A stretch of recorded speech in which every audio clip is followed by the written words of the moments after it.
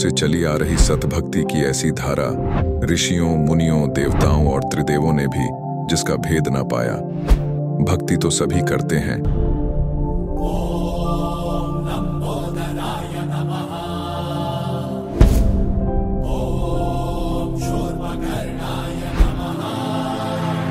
और हरदम यह सोच रहती है कि रहने के लिए आलीशान घर हो, घूमने के लिए बड़े बड़े पार्क हो, खाने पीने के लिए स्वादिष्ट भोजन हो, हम कभी बीमार ना हो, कभी दुखी ना हो और कभी भी ना मरे।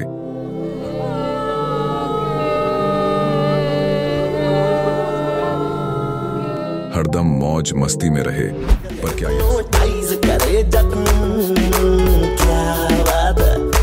पर क्या यह संभव है?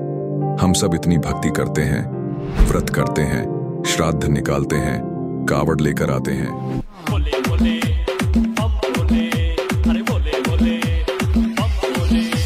मंदिरों में जाकर मूर्ति पूजा करते हैं,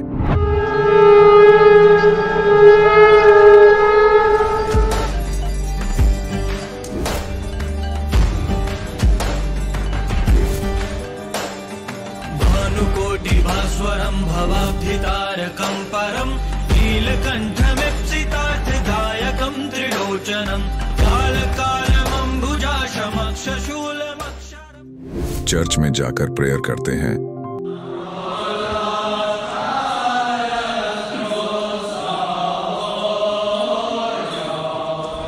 मस्जिद में जाकर नमाज अदा करते हैं,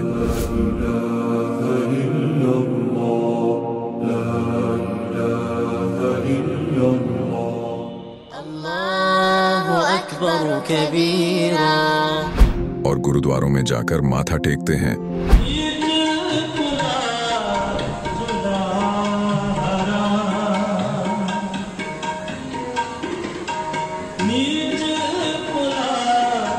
फिर भी दुखी क्यों है?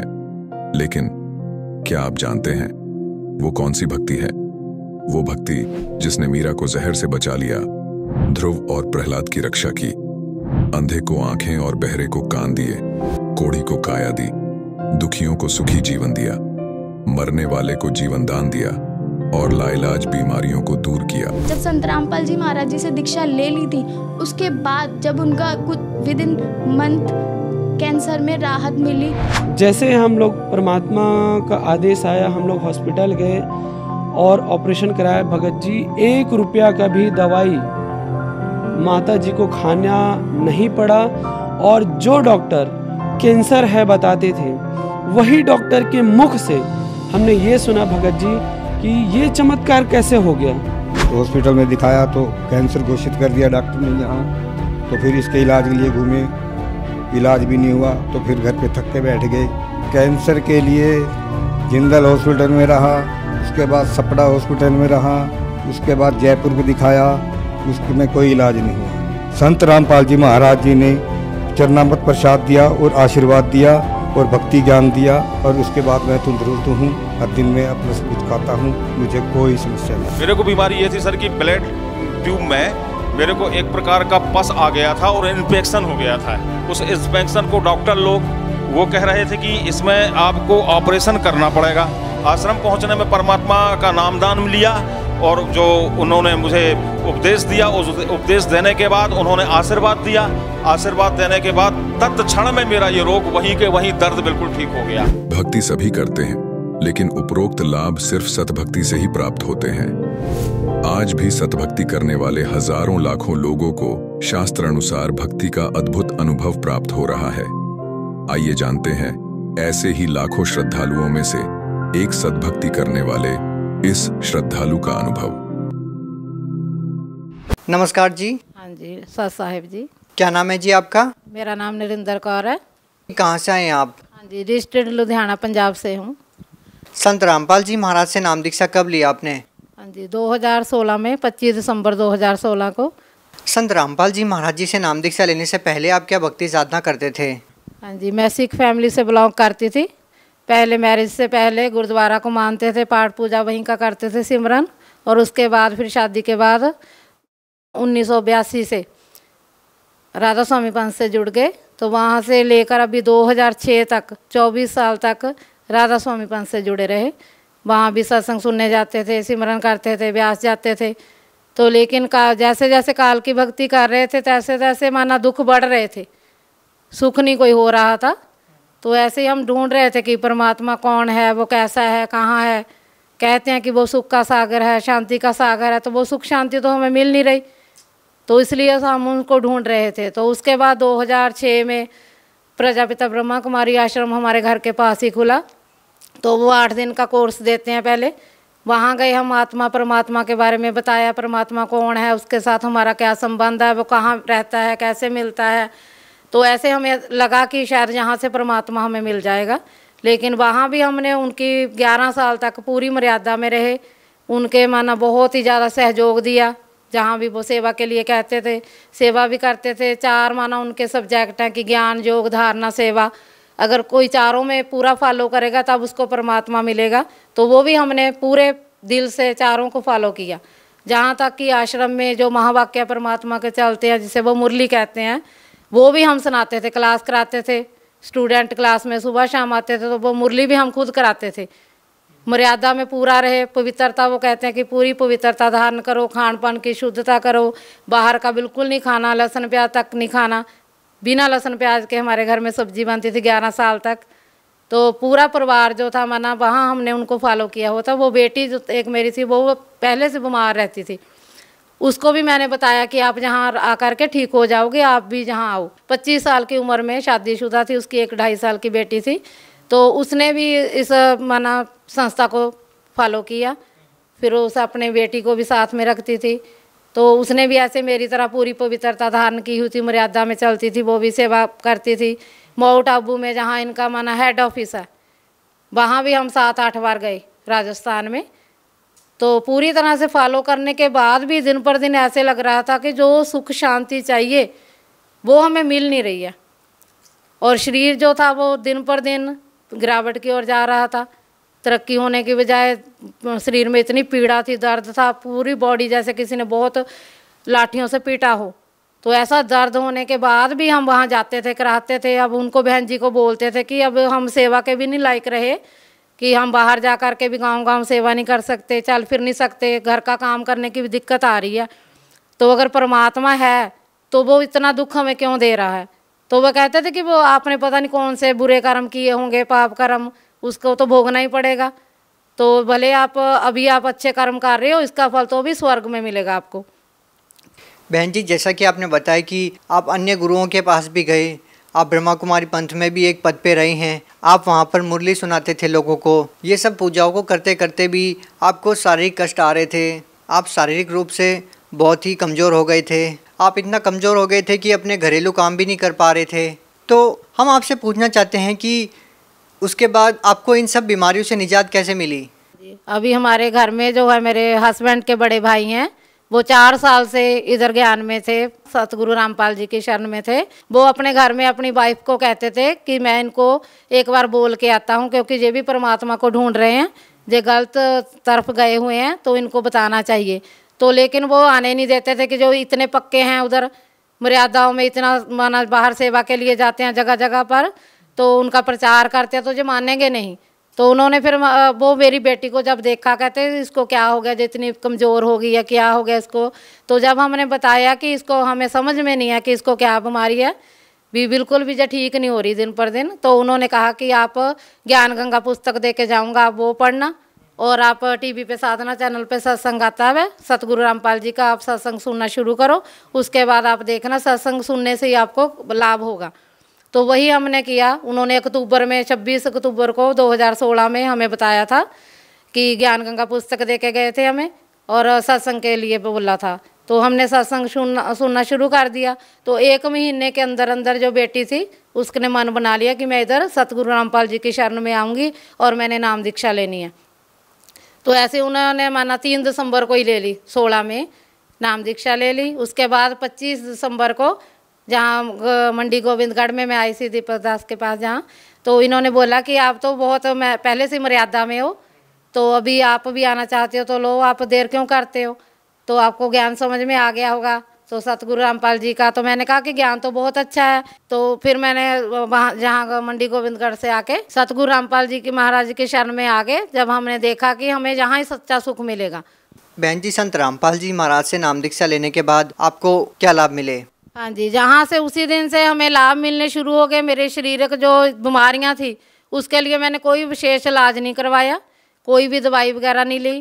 क्या क्या बीमारी थी आपको? हाँ जी, मेरे सर्वाइकल था, डिस्क था, गोड्डे चिकनगुनिया हो गया था, उसकी वजह से गोड्डे नहीं चलते थे, जोड़ों का दर्द था। तो बिल्कुल असमर्थ थी मैं काम करने में, बैठे रहती थी, सोचती थी काम कैसे करूं। क्या आपने कोई इलाज भी करवाया था? हाँ जी, इलाज पहले तो बहुत इलाज करवाए, लेकिन गुरुजी से नाम दीक्षा लेने के बाद मैंने कोई भी विशेष इलाज नहीं करवाया, सतभक्ति शुरू कर दी। सतगुरु रामपाल जी महाराज की शरण में आने से बाद में बिल्कुल ठीक होगी, 100% बिल्कुल ठीक होगी मैं। और क्या लाभ मिले? हाँ जी, वो बेटी जो मेरी बीमार थी वो भी बिल्कुल ठीक होगी, मैं भी बिल्कुल ठीक हूँ। हस्बैंड ने भी मेरे, वो किसी भी बात को मानते नहीं, वहाँ नहीं मेरे पीछे गए, वो ब्रह्मा कुमारी आश्रम में नहीं गए वो, तो जहाँ उन्होंने भी सतगुरु रामपाल जी महाराज से नाम दीक्षा ले ली। बहन जी, हम एक चीज़ देखते हैं कि जब भी कोई श्रद्धालु संत रामपाल जी महाराज से नाम दीक्षा लेता है तो वो नशा छोड़ देता है। क्या आपके परिवार में भी ऐसा कोई शख्स है जिन्होंने संत रामपाल जी महाराज से नाम दीक्षा लेने के बाद नशा छोड़ दिया? हाँ जी, मेरे हस्बैंड ही करते थे, वो बीड़ी वगैरह पीते थे, तो हम उनसे कहते रहते कि आप संत रामपाल जी महाराज की शरण में आने से आप बीड़ी भी छोड़ सकते हो, तो उन्होंने भी नाम दीक्षा ले ली, अब बीड़ी भी छोड़ दी उन्होंने। बहन जी, आखिरी प्रश्न आपसे पूछना चाहेंगे कि आप भगत समाज को क्या संदेश देना चाहते हैं? हाँ जी, भगत समाज से यही प्रार्थना करते हैं कि हम भी बहुत उस परमात्मा के लिए बहुत घूमे, बहुत ढूंढा उसको। शुरू से ऐसे था कि हम कौन हैं, कहाँ से आए हैं, वो परमात्मा कौन है, वो सच्चा सतगुरु कौन है, तो उसको ढूंढते थे, लेकिन वो कहीं नहीं मिला। हमने पूरे दिल जान से उसको ढूंढा भी, उसकी मर्यादा का भी पालन किया, जो भी बताया गया। तो यहाँ आकर के गुरु संत सतगुरु रामपाल जी की महाराज की दया से हम बिल्कुल तंदुरुस्त हैं, बिल्कुल ठीक ठाक हैं। तो हम सबको यही कहना चाहते हैं कि आप परमात्मा सतगुरु रामपाल जी महाराज की शरण में आओ, नाम दीक्षा ले करके अपना कल्याण कराओ। बहुत बहुत धन्यवाद। सत साहिब जी। अब जगत गुरु तत्वदर्शी संत रामपाल जी महाराज जी के सत्संग के माध्यम से उस अद्वितीय आध्यात्मिक ज्ञान के बारे में जानते हैं, जिसके माध्यम से आप भी प्राप्त कर सकते हैं ऐसे आध्यात्मिक, मानसिक और भौतिक सुख जो अभी तक आपने सिर्फ मीराबाई, ध्रुव, प्रहलाद जैसे कुछ ही भक्तों की जीवन कथा में सुने होंगे। अब सुनिए तत्वदर्शी संत के संग शास्त्र अनुकूल भक्ति सत्संग, ऐसा अद्वितीय आध्यात्मिक ज्ञान जिसका है सर्वधर्मों के पवित्र शास्त्रों में प्रमाण। अक्षर पुरुष एक पेड़ है, सरपुरुष वा की डार, ज्योति निरंजन को सरपुरुष भी कहते हैं, अभी आपको पहले डिफाइन किया था। और तीनों देवा शाखा है भाई पात रूप संसारे, उल्टे लटके हुए संसार रूपी वृक्ष जो जमीन से बाहर दिखाई देता है, उसको डिफाइन किया परमेश्वर ने कि अक्षर पुरुष तना, अक्षर पुरुष तना, उससे एक मोटी डार निकली है ज्योति निरंजन, ये सरपुरुष समझो। उस मोटी डार का फिर 3 शाखा है, रजगुण ब्रह्मा, सतगुण विष्णु, तमगुण शिव जी। और पात रूप, उन तीनों शाखाओं के आगे फिर हम पात हैं। अब यहाँ एक तो ये जो इनकी धारणा और सोच गलत है, उसको दास क्लियर करना चाहता है कि जैसे हम कोई भक्ति रूपी पौधा बोएंगे, यानी कोई पौधा लाए आम का और उसको जड़ की तरफ से बोना चाहिए, समझदारी है गड्ढे में, और जड़ की सिंचाई करनी चाहिए। तो जड़ की सिंचाई हम करेंगे तो वो तना भी, पौधा, डार भी और टहनी भी बड़ी होंगी, वो पेड़ बनेगा। और हमने क्या कर रखा कि हमने पौधा उल्टा रोप लिया भक्ति रूपी, हमने ब्रह्मा विष्णु महेश इन शाखाओं को इष्ट मान लिया और इनको गड्ढे में डाल दिया, इनको तो गड्ढे में डाल लिया, जड़ कर दी ऊपर ने, और हम सिंचाई करने लगे इनकी। आपको एक चित्र दिखा देता हूं, जल्दी समझ में आ जाएगी। ये देखिएगा, हमने पौधे को कैसे बीजना चाहिए था और बीज कैसे दिया। देखिएगा, ये संसार रूपी एक वृक्ष है, ये है ऊर्ध्व मूलम अधः शाखम, ऊपर को जड़ और नीचे को शाखा वाला ये उल्टा लटका हुआ संसार रूपी वृक्ष है। और परमात्मा ने इसकी डिफाइन किया है, अक्षर पुरुष एक पेड़ है, सरपुरुष वा की डार, अक्षर पुरुष एक पेड़ है, ये परमात्मा की वाणी है। निरंजन कहो सरपुरुष को वा की डार, और तीनों देवा शाखा हैं, ये पात रूप संसार। ये इस जमीन से बाहर जो दिखाई देता है उसको पेड़ बोलते हैं। अक्षर पुरुष एक पेड़ है, सरपुरुष यानी ज्योत निरंजन वा की डार, और तीनों देवा शाखा हैं, ये पात रूप संसार। हम यहाँ पर हैं पात रूप संसार, और वो जो तीनों लोकों में प्रवेश करके सबका धारण पोषण करता है वो है उत्तम पुरुषत्व अन्य। ये है जड़ मूल सबका मालिक। यहाँ से हम सबको आहार मिलता है, यानी इस सरपुरुष अक्षर पुरुष और ब्रह्मा विष्णु महेश तक का पालक यही है, लेकिन थ्रो प्रॉपर चैनल हम तक पहुँचता है। अब जैसे श्रीमद् भगवद गीता अध्याय नंबर 3 के श्लोक नंबर 10 से लेकर 15 तक विशेष विवरण है। प्रजापिता ने सबसे पहले सृष्टि रचकर उनको संदेश दिया था कि तुम अपने यज्ञ अनुष्ठान करो और उसके द्वारा देवताओं को बढ़ाओ, शास्त्र अनुकूल साधना करो और उनसे देवताओं को बढ़ाओ, और बड़े हुए देवता तुम्हारे को बिना मांगे ही इच्छित फल दिया भोग दिया करेंगे, और जो अपने संस्कार प्रारब्ध में मिले हुए से और उसमें से कुछ दान धर्म पुण्य नहीं करता वो तो चोर है भगवान का।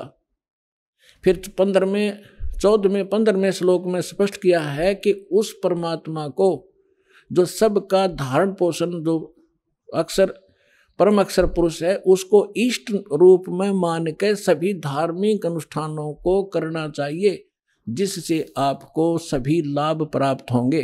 तो हम पूर्ण परमात्मा को इष्ट मानकर जड़ की पूजा करवाते हैं, और इन ब्रह्मा विष्णु महेश को अपने आप ही वो हमारे संस्कार शुभ बनकर इनके पास पहुंच जाते हैं। अब जैसे ये तो आपने पेड़ देखा, अब हम पौधा दिखाते हैं कि आप कई कहते हैं कि रामपाल तो हमारे देवताओं को छुड़वाता इसलिए हम वो साधना नहीं करें। ये तो बालक हैं, बालक वाला ज्ञान वाला व्यक्ति ऐसी भाषा बोला करता है। जब उनको ज्ञान होगा तो पता चलेगा कि दास कुछ नहीं ना देवता छुड़वाता, आपको उन देवताओं को ढंग से पूजने की तरीका बताता हूँ साधना का, जिससे आपको लाभ मिलेगा, आपका जीवन सफल होगा। अब देखिएगा, आप कोई पौधा लाए तो उसको ये ऐसे बीजना चाहिए और आम व्यक्ति इसको स्वीकार करेगा। सीधा बीजा हुआ भक्ति रूपी पौधा। अब ये मूल है, पूर्ण परमात्मा अक्षर पुरुष जड़ है, इसको गमले में या गड्ढे में लगाया और सिंचाई की सतभक्ति की, तो इस जड़ से फिर ये सभी देवता, ये तीनों देवा शाखा ये बड़े हुए, पेड़ बन गया। पेड़ बनकर फिर फल इनका लगेगा टेन ब्रह्मा विष्णु महेश को। अब इतना अनजान कौन होगा? वो मूर्ख ही होगा जो यूं है कि माली जड़ की पूजा करता है और टहनियों को तोड़ के फेंकवा दे, फिर उस पूजा का फायदा क्या होगा? टहनियों के ही तो फल लगेंगे। ये ब्रह्मा विष्णु महेश ही आपके शुभ संस्कार अशुभ संस्कार जैसे भी होंगे यही देंगे आपको, ये कंट्रोलर है यहाँ के। और जब हम शास्त्र अनुकूल साधना करेंगे तुम्हारे सारे शुभ ही शुभ होंगे और वो जाएंगे इनके पास, ये फिर आपको देंगे। जैसे जड़ की पूजा की ये एग्जाम्पल है, ये उदाहरण है कि जड़ की पूजा करने से वो फलों का फिर फल टहनियों के फल लगेंगे और वो फल अपने आप लगेंगे, वो टहनियों के बस की नहीं। यानी आपके शुभ संस्कार होंगे तो ब्रह्मा विष्णु महेश आपको देंगे ही देंगे, चाहे आप कितना बैठे हो, चाहे जंगल में बैठे हो वहां भी जाकर देंगे आपको। ये इनका कर्तव्य बना है। अब आप कैसे कर रहे हो और दास क्या करवाना चाहता है ये देखिएगा। आप ऐसे कर रहे हो, आपने क्या किया है? भक्ति रूपी पौधा यानी साधना शास्त्र विरुद्ध कर रखी है। आप ब्रह्मा विष्णु महेश को इष्ट मान लिया और इसको गमले में लगा दिया टहनियों को, और इनकी पूजा शुरू कर दी, जड़ छोड़ दी। ये भक्ति रूपी पौधा आपका सूख गया, जिस कारण से आपको कोई लाभ आध्यात्मिक प्राप्त नहीं हो रहा। दास कहता आप इसको ऐसे कर लो, बस ये ब्रह्मा विष्णु महेश है, इनका फल लगेंगे इन टहनियों के, और बिना मांगे ही आपको फिर ये फल दिया करेंगे जब आप इस मूल की पूजा करोगे। एक कैसा दे सब सद है, एक कैसा दे सब सधे और सब साध्य सब जावे, माली सिंचे मूल को हो फल फूले गए। इतनी सी बात है और ये हमारा शास्त्र अनुकूल ज्ञान है और शास्त्र अनुकूल साधना है। प्राप्त करो और अपना कल्याण कराओ।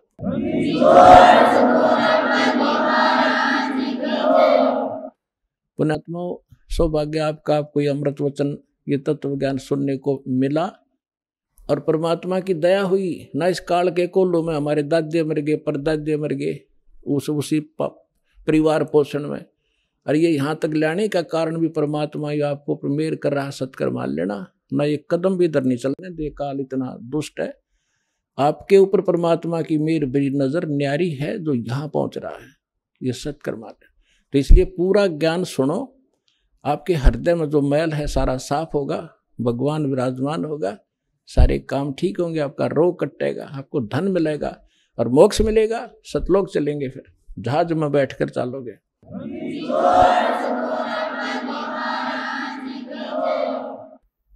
परम पिता परमात्मा पूर्ण ब्रह्म, सारी सृष्टि के रचनहार,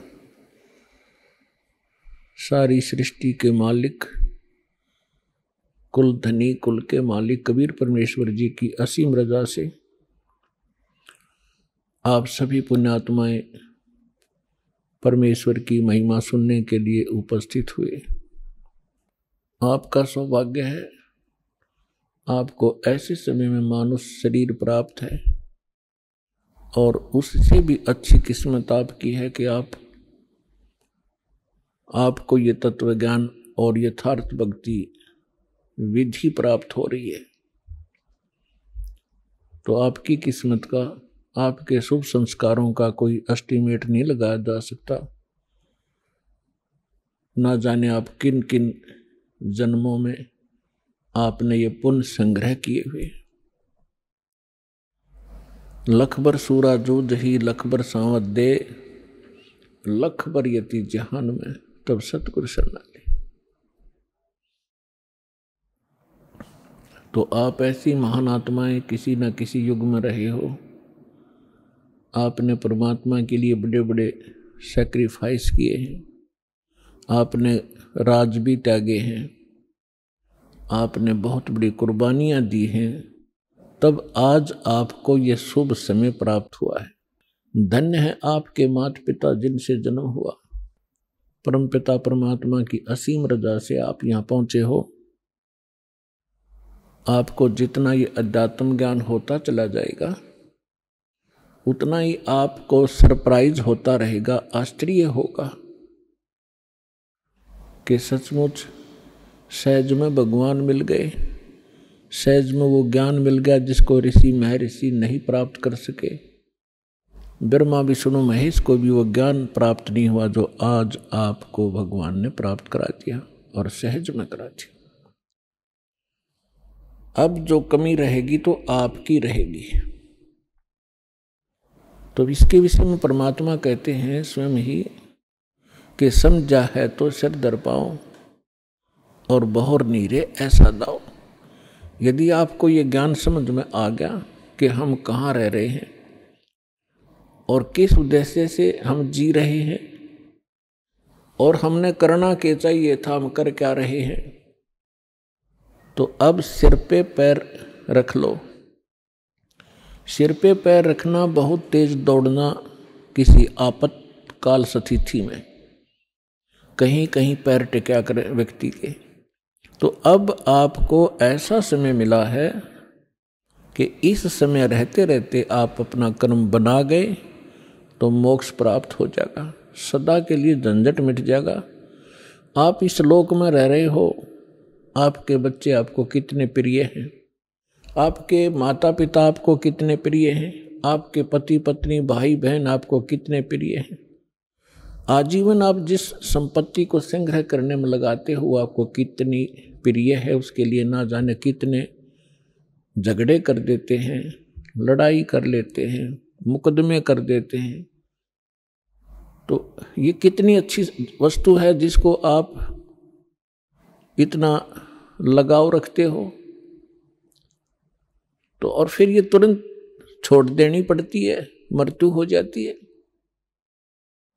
ये क्या कारण है? जब आपका ये कारण समझ में आओगा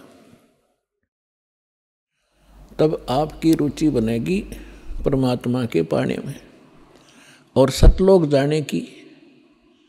अन्यथा ठीक है, जैसा करोगे अन्य कहीं आपको ऐसा स्थान नहीं मिलेगा जहाँ आपकी भक्ति शास्त्र अनुकूल हो। और शास्त्र अनुकूल साधना करने से आपके इतने शुभ संस्कार बन जाएंगे, यदि पार नहीं हुए तो आप ना जाने कितनी बार तो देवता बनोगे इस भक्ति से। इतनी महत्वपूर्ण भक्ति है, इतनी कीमती है, इसकी इतनी वैल्यू है। और ना जाने कितनी बार पृथ्वी के राजा भी बन जाओगे अपने ही पुण्य कर्मों से। और फिर उससे भी अधिक आप फिर कुत्ते गधे सूअर भी बनोगे। तो इस झंझट से छूटने का, इससे छुटकारा पाने का अब समय आ गया है। अब इसको चूकना नहीं है। बुद्धिमान व्यक्ति हो, एजुकेटेड होगे, परमात्मा ने हर तरह से रजा बख्श रखी है। आपको शिक्षित किया, सदग्रंथों से दास को परिचित किया और फिर ऐसे इंस्ट्रूमेंट बना दिए कि आप घर बैठे देख सकते हो। अब भी कोई परमात्मा प्राप्ति नहीं कर सकेगा सतलोक जाने की इच्छा जिसकी नहीं बनेगी, तो फिर वो मनुष्य के शरीर में पशु ही है, मनुष्य नहीं है। इस ऐसा ज्ञान परमात्मा ने आपके रूबरू करा दिया है। जिस दिन आपकी सही रुचि बनेगी, यो ज्ञान समझ में आओगा, आपको इस लोक की कोई भी वस्तु अच्छी नहीं लगेगी। इंद्र दा राज काग दा बेष्टा, स्वर्ग के राजा की गद्दी भी आपको ऐसी बुरी दिखाई देगी जैसे काग की बींट होती है, टट्टी होती है। और अब तक हम एक सरपंच बन जाओ तो काग बीट से फिरें, एमएलए बन जाओ तो पता नहीं के बन गए, मंत्री मुख्यमंत्री बन जाओ इस छोटे से टुकड़े के, तो हमारी बुद्धि खराब हो जाती है।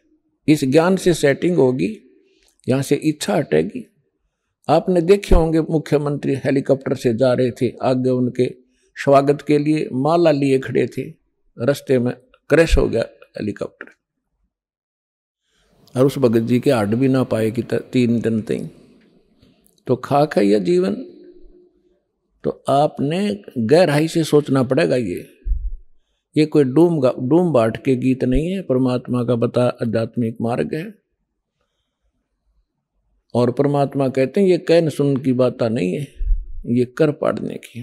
पुण्यात्माओं, आपको आज के सत्संग में सुबह सुनाया था कि परमात्मा स्वयं आते हैं यथार्थ ज्ञान बताने के लिए और अपनी प्यारी आत्माओं को, अच्छी आत्माओं को मिलते हैं। गोता मारूं स्वर्ग में जा बैठूं पाताल, गरीब दास ढूंढता फिरूं अपने हीरे मोती लाल। कबीर साहब गरीबदास साहिब जी को मिले, सतलोक में लेकर गए, जहाँ से हम आए हैं, जहाँ हमारा निज स्थान है, जहाँ हमारे पिता रहते हैं। और वो प्रेम पिता फिर वापस छोड़ के गए उनको इस पृथ्वी पर। आँखों देखा वो वहाँ का नज़ारा, वो दृश्य, सारा दृश्य। और परमात्मा से प्राप्त उस ज्ञान से परिचित होने के बाद परमेश्वर ये कह रहे थे, गोता मारूं स्वर्ग में जा बैठूं पाताल, गरीब दास में ढूंढता फिरूं अपने हीरे मोती लाल। आप उस परमात्मा के वो हो हीरे और मोती, यानी बहुत ही प्रिय आत्मा हो। आप तक परमात्मा ने किसी भी माध्यम से संदेश पहुंचाया है और अपनी शरण में लिया है। आप वो पुण्यात्मा हैं। अब जब परमात्मा यहाँ आए हुए थे, घर घर डोला करते थे, कहीं भी चौराहे पर खड़े हो जाते थे, एक तारा लेके अपनी अमृत वाणी को सुनाया करते थे। परमात्मा की वाणी में आत्मा को अट्रैक्ट करने का इतनी पावर है जैसे चुंबक लोहे को खींच लेती है। अब इस मालिक की वाणी को सुनकर आत्मा अपने आप जैसे खिंचाव होता है, और ऐसे परमात्मा की वाणी इसको धंधेड़ कर रख देती है, इसको विवश कर देती है सोचने के लिए। तो कर क्या रहे हो, करना क्या चाहिए था। पृथ्वी पति चकवे गए जिनके चक्र चलंत, रावण सरीखे कौन गुण भाई ऐसे गए अनंत। सर्व सोने की लंका थी वो रावण से रणधीरम, एक पलक में राज विराजी जम के पड़े जंजीरम। सुखदेव ने 84 भुगती बना पजावे खरवो, तेरी क्या बुनियाद पुरानी तू पेंडा पंथ पकड़वो। आए हैं सो जाएंगे ये राजा रंक फकीर, एक सिंहासन चढ़ चले एक बंधे जात जंजीर। कबीर हरि के नाम बिना ये राजा रसब हो, माटी लदे कुमार के भाई घास न डाले कोई। पुण्यात्माओं, ये भगवान की बताई वाणी दास बोल रहा है, जो परमेश्वर स्वयं आकर बोलते हैं। जैसा गीता अध्याय नंबर 4 के श्लोक नंबर 32 में आपको प्रमाण बताया था कि गीता ज्ञानदाता कहता है कि वो परमात्मा स्वयं आकर अपने मुख कमल से जो ज्ञान देते हैं वो तत्व ज्ञान है। और उस ज्ञान में वो विशेष जानकारी है आध्यात्मिक यज्ञों की, यज्ञ माने धार्मिक अनुष्ठानों की, और उसको तत्वदर्शी संत ही बता सकते हैं उस परमात्मा के उस तत्व ज्ञान को। तो ये वो तत्व ज्ञान की वाणी है जो भगवान ने बता रखी है। अब हम ये समझें, क्योंकि हमने समय पर अब मनुष्य जीवन में मनुष्य जीवन जैसी ही सुविधा प्राप्त होती है, कुत्ते के जीवन में कुत्ते वाली ही सेटिंग होएगी। तो अब हम ये भूल जाते हैं कि उस समय पर खाना मिल जाता है, जब चाहे चाय पी लें, जब चाहे दूध पी लें, हैं, भूख लगे खाना खा लेते हैं। और जब ये शरीर छूट जाएगा, क्योंकि ये मिला इसलिए था, ऐसी सुविधाएं और ऐसी बुद्धि दी थी कि आप इसमें परमात्मा पाने का प्रयत्न करें। और यदि परमात्मा नहीं प्राप्त करते हैं, भक्ति ना करके और बकवादों में जीवन व्यर्थ कर जाते हैं, तो फिर परमात्मा बताते हैं कि राजा भी जब गधा बनेगा तो आम जीव की अब क्या बुनियाद है, क्या औकात है, सहज में समझ आ जाना चाहिए। फिर क्या बताते हैं परमात्मा, कबीर हरि के नाम बिना ये नार कूतिया हो, गली गली भौंकत फिरे भाई टोक न डाले कोई।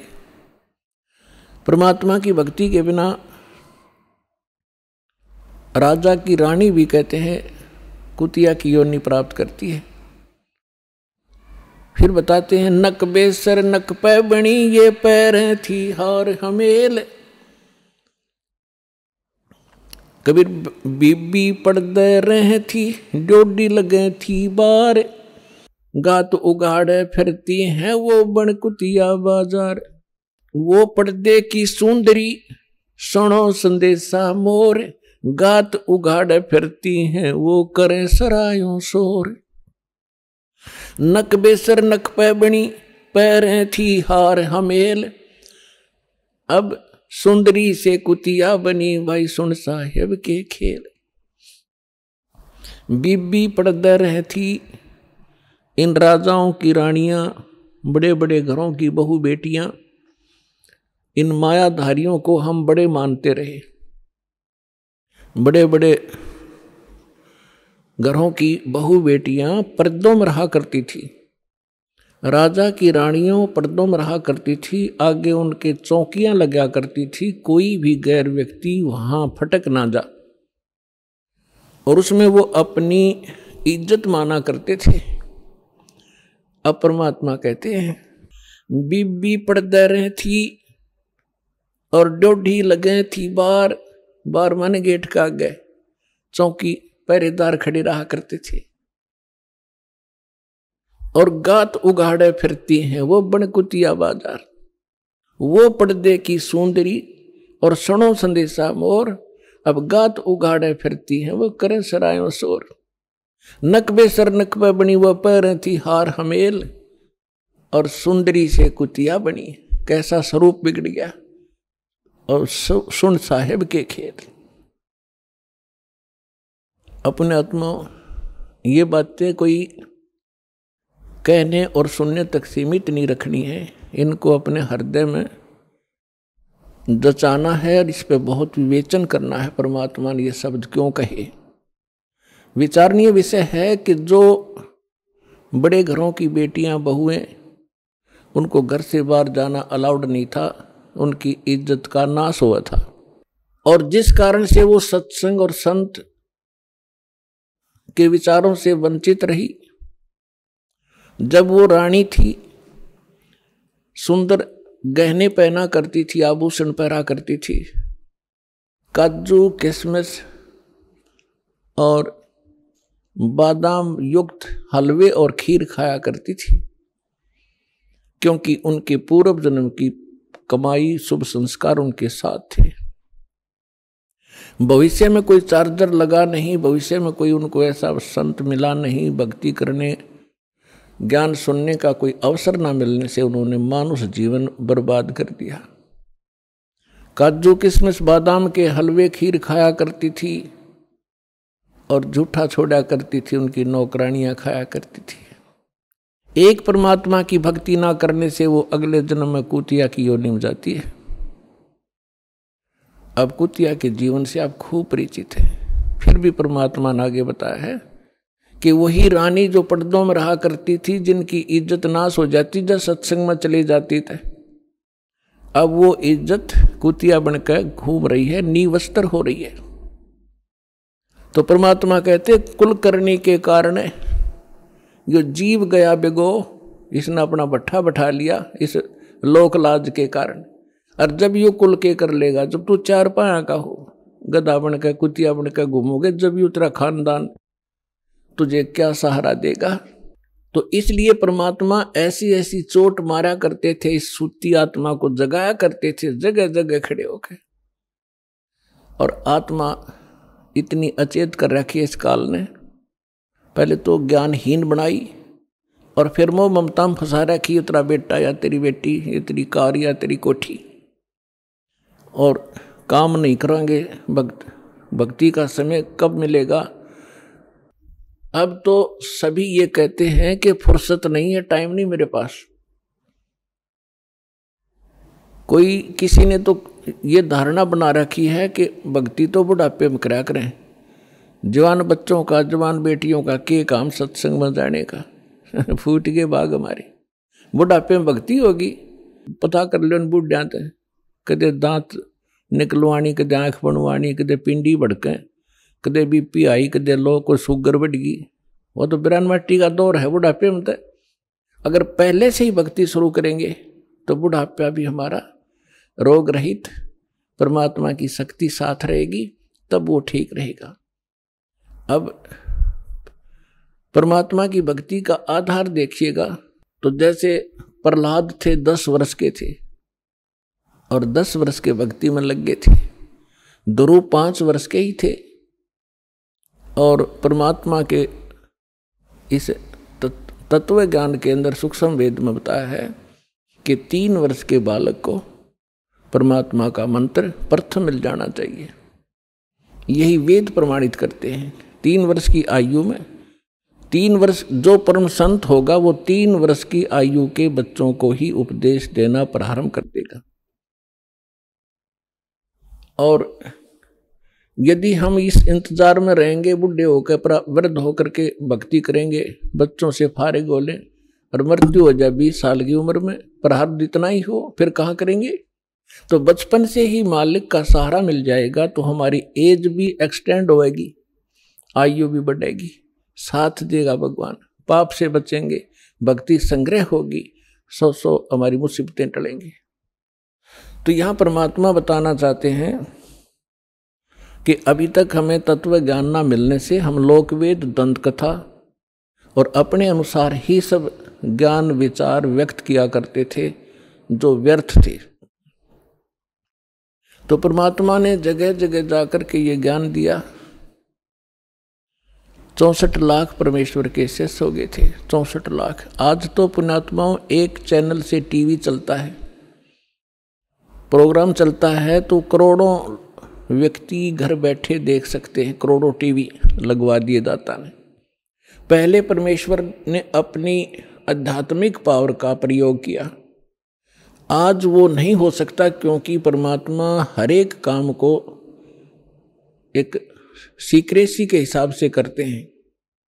यदि आज परमात्मा वो लीला करते, आज तो सबके पास मोबाइल है, 1 सेकंड में बता दे गुरुजी वहाँ थे, गुरुजी ने वहाँ सत्संग किया, वहाँ मिले, तो एक लोग उसको फिर दूसरे ढंग से ले जाते कि वो तो जादूगर है और फिर परमात्मा को ग्रहण नहीं करते। तो आज परमात्मा ने वैज्ञानिक तरीके से ही अपना ज्ञान अपने बच्चों तक पहुंचाया है। अब परमात्मा घर घर जाया करते थे, सत्संग किया करते थे, और परमेश्वर की शरण में आने से वो दुखी प्राणी सुखी हुआ करते थे। एक ब्राह्मण परिवार था, उसके 2 लड़के 2 लड़कियां थी और चारों बच्चे मेंटली डिस्टर्ब, पत्नी को भी प्रेत बाधा, और उनके उपचार के लिए बहुत पैसा व्यर्थ हुआ और कंगाल हो गया, निर्धन हो गया। रिलेटिव्स भी, उस नाती भी, रिश्तेदार भी उससे नफरत करने लगे। और उन्होंने एक रामानंद नाम के, स्वामी रामानंद जी काशी के एक प्रसिद्ध संत थे, उनसे भी दीक्षा ली और उनसे भी ट्रीटमेंट, अपना समाधान चाहा। उसी समय परमेश्वर आए हुए थे, एक शिशु रूप धारण करके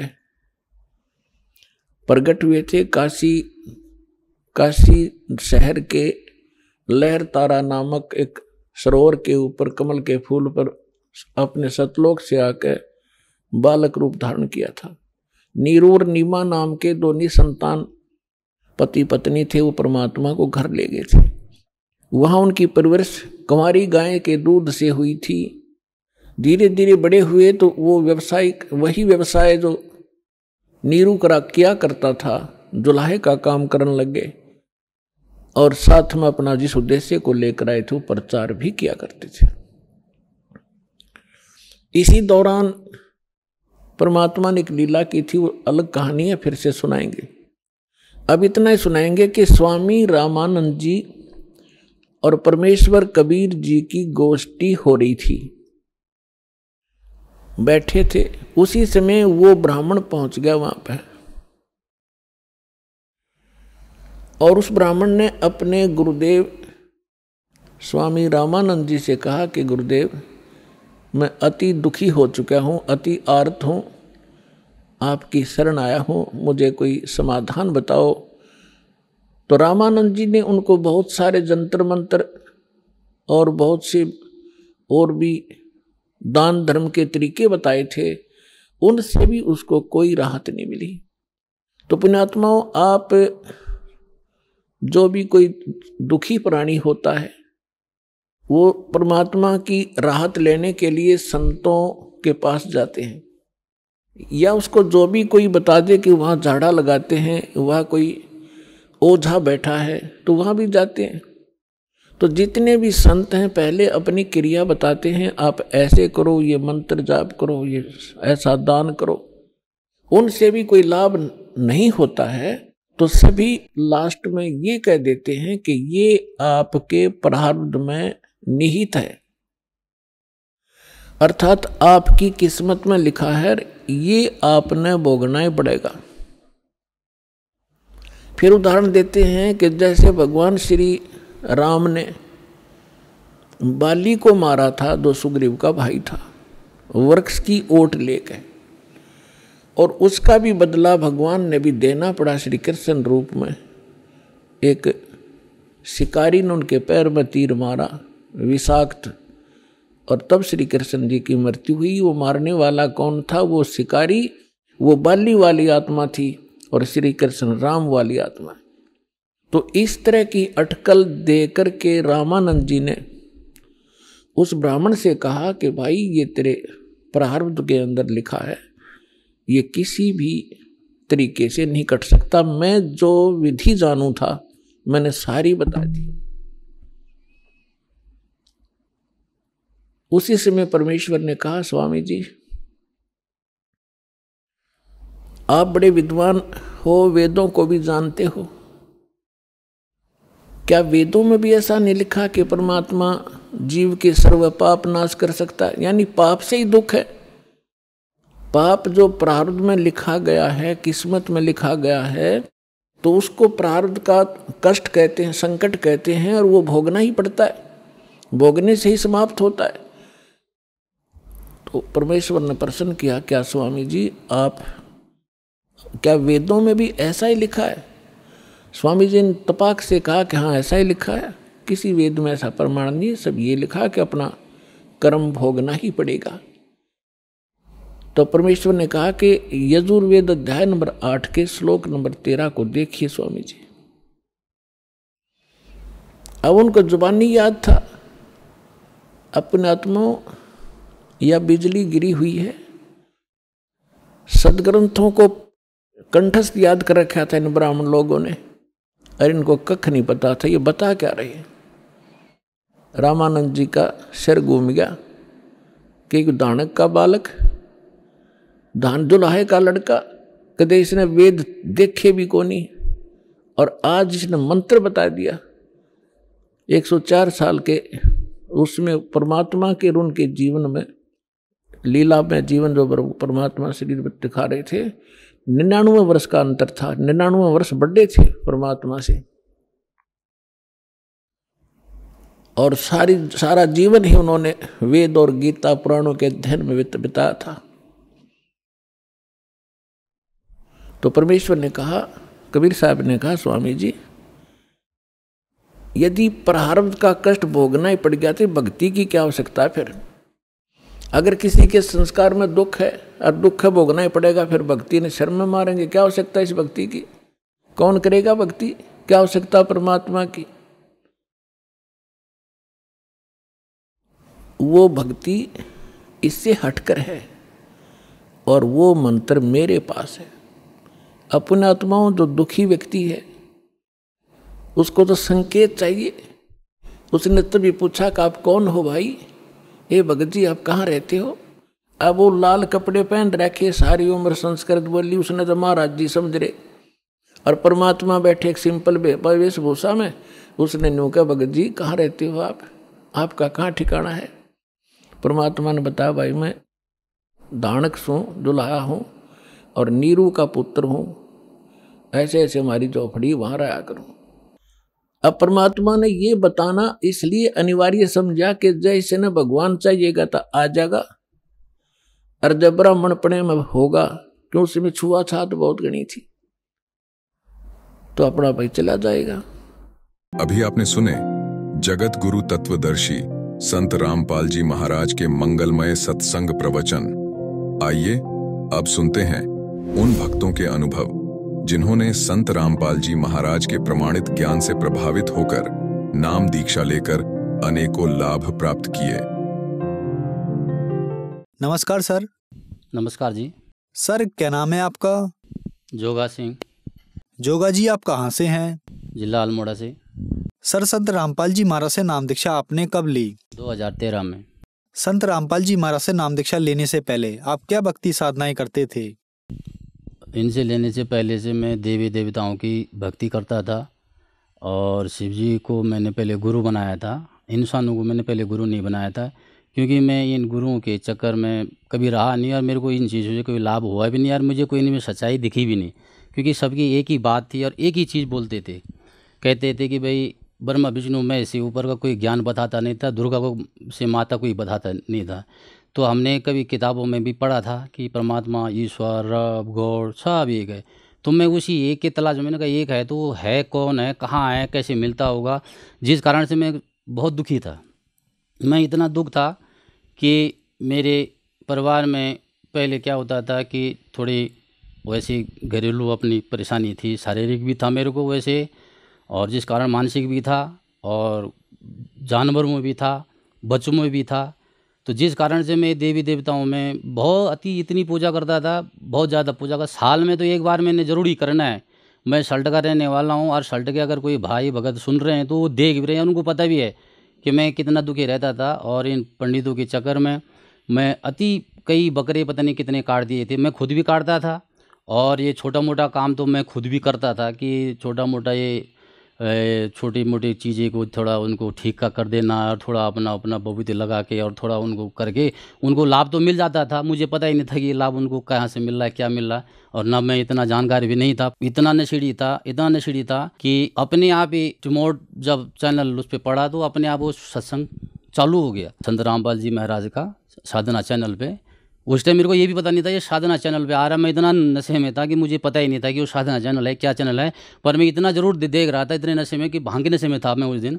इतना देख रहा था कि उसमें कुछ चीज़ें ऐसी बोली जा रही है जिसे मैं कबूल कर रहा हूँ। मैंने कबूल आज तक टीवी की बातें, किसी की बातें कबूल नहीं करी। मैंने यार कोई भी संत की बात मैंने कबूल नहीं करी, क्योंकि मैं उस परमात्मा को जानना चाहता था कि सब एक ही बात बोल रहे हैं, मेरे को नहीं मानता। तो मैंने शिव जी को गुरु बनाया था।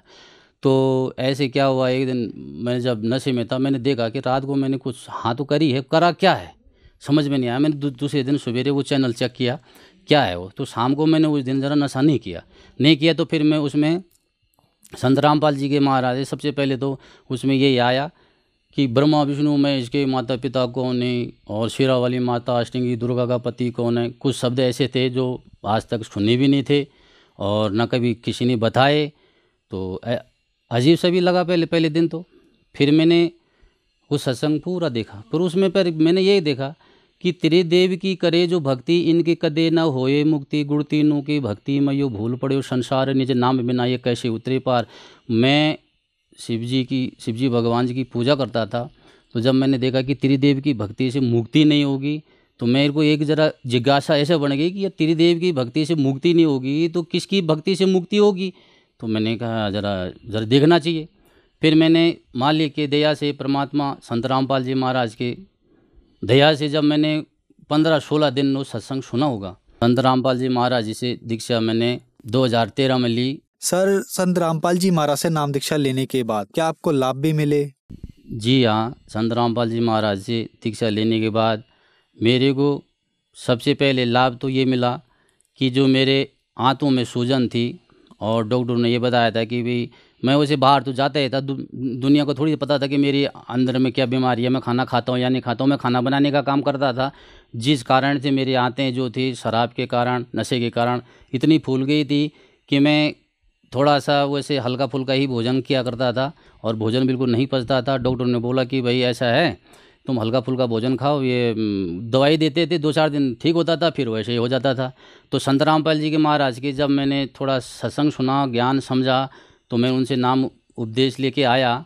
तो नाम उपदेश लेने के बाद मेरे को सबसे पहले लाभ तो ये हुआ कि जो मेरा लीवर था वो लीवर जो मेरा सही लाइन पे आ गया परमात्मा की दया से। दूसरा लाभ मेरे को क्या हुआ, जो मेरे गाय भैंस बकरी ये जो एक हफ्ता में 15 दिन में जो ख़त्म होते थे, गांव वाले कुछ तो ये भी बोलते थे यार तेरी जब ये बकरी मरती है तो हमको क्यों नहीं बात आता है। मैंने कहा नहीं भैया, किसी की कोई तबीयत ख़राब हो जाएगी मैं इनको दे दूंगा, फिर सारे बात मेरे ऊपर आएगी। मैं किसी को कुछ नहीं बता के गड्ढा खाद के सीधा उसमें डाल देता था, जिस कारण से मेरे मुर्गी भी बहुत होती थी पहले। तो वो भी क्या होता था कि तीसरे चौथे दिन कभी किसी पे छेद हो जाए, वो थोड़ा सा कांटा जैसा चुभना, ऐसा करके कई चीज़ें ये तब किसी ने बोला भाई जंगल में पूजना है, किसी ने बोला वहाँ करना है। तो मैं बहुत ये साधना करी, जिस कारण से मैं इतना उग गया कि काम करने के बाद 1 महीने के बाद फिर वैसे हो जाना, 1 महीने के बाद फिर वैसे हो जाना। तो हर साल का मेरा ये एक प्रकार का ये बन ही गया था कि हर साल मैं ये पूजाएँ करता रहता था, जिस कारण से मुझे लाभ तो कुछ नहीं मिला है। जब संत रामपाल जी के महाराज के शरण में आ गया हूँ, आज मेरे को 9-10 साल हो गए परमात्मा की दया से। जो मेरे बच्चे से लेके, गाय से लेके और जो भी हमारे सांसारिक है, आज हमारे गांव सल्ट में किसी से भी आप पूछ सकते हैं कि मैं पहले कितने ही भूतबाज थी मेरे अंदर और ये लोग कितना करते थे मेरे घर में, ये खुद आने के साक्षी आप पूछ सकते हो। फ़ोन नंबर भी मैं आपको इसमें अभी दूंगा, तो उसमें भी आप पूछ सकते हो मेरे गांव में कि मैं कैसा था और मेरी हालत क्या थी। आज परमात्मा संत रामपाल जी महाराज के शरण में आने से मेरी वो सारे बीमारियों का रोग ऐसा हो गया बिल्कुल जैसे मतलब वो था ही नहीं। जो मेरा मेन बीमारी जो थी वो आज कट गई। जो मैं राजमा और जैसे हार्ड दालें जो हैं, ये हार्ड चीज़ें मैं कभी नहीं खाता था।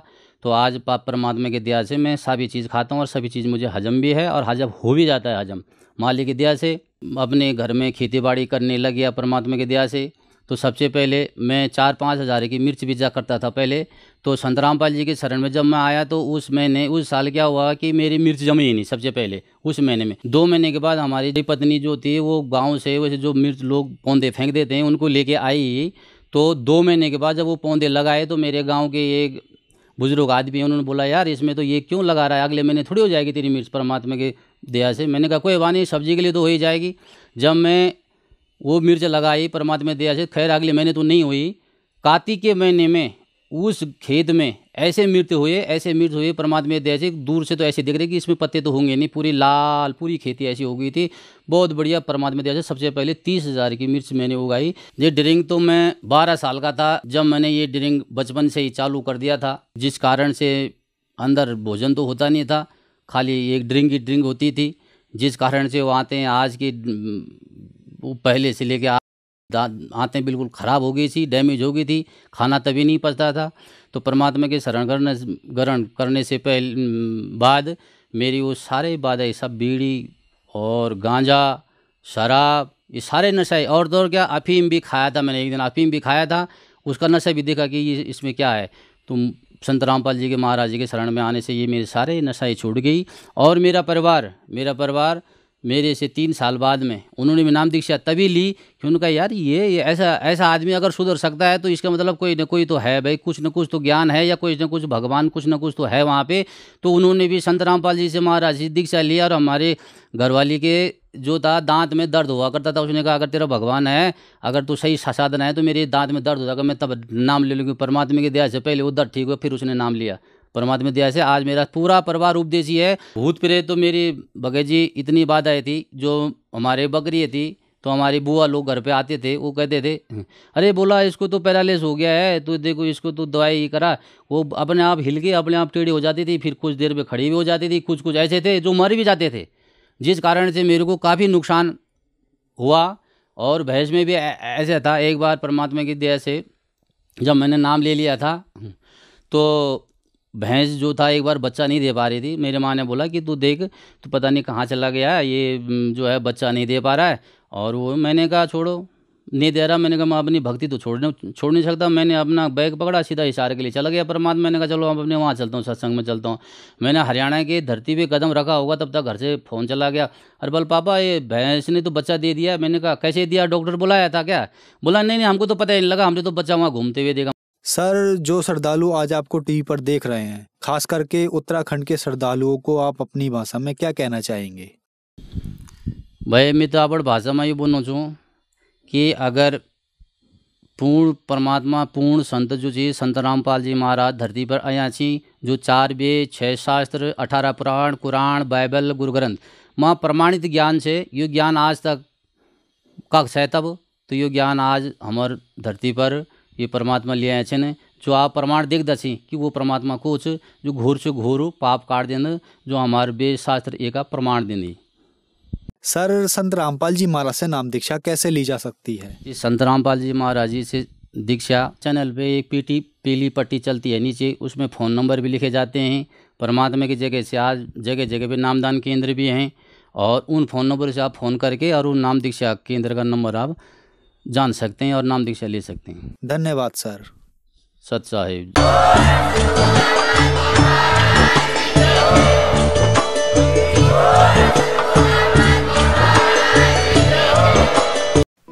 आप सुन रहे थे जगत गुरु तत्वदर्शी संत रामपाल जी महाराज के मंगल प्रवचन।